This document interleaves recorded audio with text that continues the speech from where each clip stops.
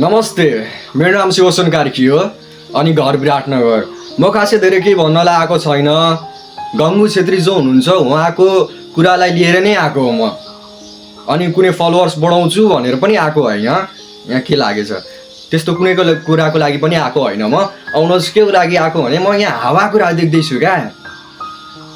के कालो put tit tit tit अरे के अगडम बगडम बिचरी कसैको छोरी हो यार, कसैको बहिनी हो यार। गल्ती मान्छेबाटै हुन्छ, भगवान्बाट त गल्ती हुन्छ यार। ऊ त बिचरा मान्छे हो होइन र। अहिले कति पुरा ट्रेन्डिङमा सबले कमेन्ट गरिरहेछ, लाइक के भनिरहेछ हौ बिचरा।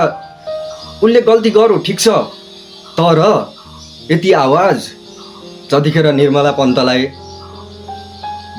त्यस्तो भएको थियो नि त्यतिखेर उठाउनु पर्थ्यो क्या। बुझ्नुभयो? जतिखेर नेपाली चेलीलाई जबरजस्ती गरेर पीडा दिएको हुन्छ नि त्यतिखेर आवाज उठाउनु पर्छ क्या। जब ससुराले दाइजो ल्याइनस् भनेर जिउँदै जलाउँछ नि छोरी मान्छेलाई, त्यो आवाज उठाउनु पर्छ क्या। किन नेपालमा यस्तो इस्युहरू भएको छैन र? धेरै भएको छ तर कसैलाई वास्ता छैन होइन र। किनकि त्यहाँनिर के छैन, 7.3 मिनटको लिङ्क छैन होइन र। बिचरी प्राउड लाग्छ तिमीलाई देखेर गङ्गु, यदि यो भिडियो हेर्दैछौ भने। मैले पनि केही समय अगाडिसम्म मेरो पनि सानो सोच थियो कि म पनि त्यही भएर रोस्ट हान्ने प्रयास गर्दै थिएँ, तर मैले मेरो भिडियो पनि डिलिट गरिदिएँ मैले मेरो अकाउन्टबाट। मैले पनि केही भनेको थियो होला, किनकि रियलाइज हुन्छ यार। अनि यो कुरा गलत हो। यदि ऊ मरेको भए आज सुसाइड गरेर, नेपालमा कति केटीहरू छ जसको त्यस्तो एमएमएसहरू लिक हुँदाखेरि उनीहरूले आफ्नो ज्यान दिएर सुसाइड गरेको छ, तर त ऊ अहिलेसम्म सोच। दुनियाँले भन्दै होला साला कस्तो बेसरम छ, दुनियाँ आइमीहरूले भन्दैछ यस्तो छोरी मान्छे बाँच्नुभन्दा त मरेको बेस भनेर होइन र। उनीहरूले किन भनिरहेछ 2-4 जना फलोवर्स बढाउँछु भनेर? संसारमा पहिलोचोटि त उसैले गर्ने मान्छे त थिएन होला ऊ, हो कि होइन? अनि जसले अरूलाई नराम्रो देखाइरहेको हुन्छ के भन्नु यार। भन्छ नि लुक बिफोर यु लिभ क्या। कसैलाई केही भन्नुभन्दा अगाडि आफूलाई हेर्नु, हो कि होइन? मैले धेरै भिडियोहरू हेरेँ क्या, मलाई चित्तै बुझेन, त्यही भएर मात्र बनाएको।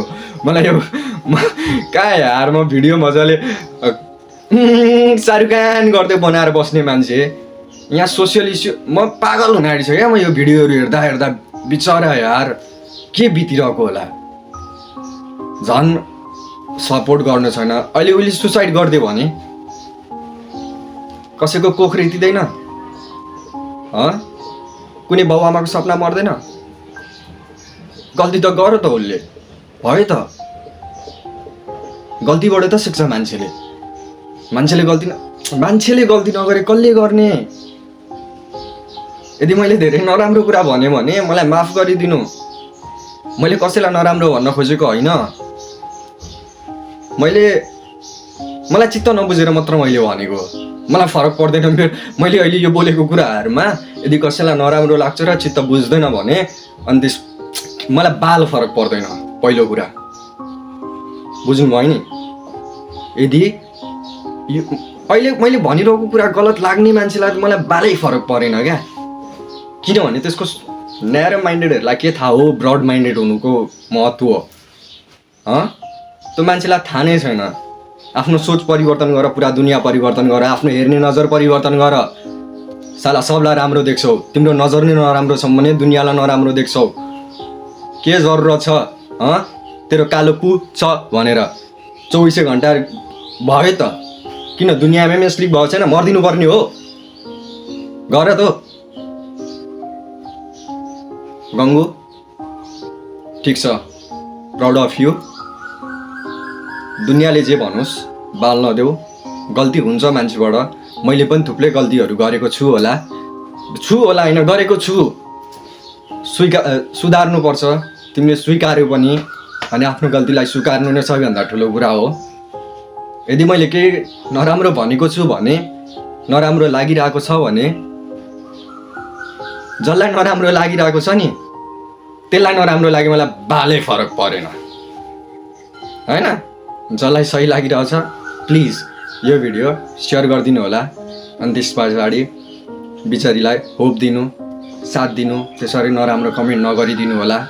जसले पनि नराम्रो कमेन्ट गर्छ उसलाई तपाईहरुले त्यसकै कमेन्टमा त्यसलाई नै गाली गर्नु क्या, लाइक नगर्नु, हो भनेर ताली नबजाउनु क्या, हैन र?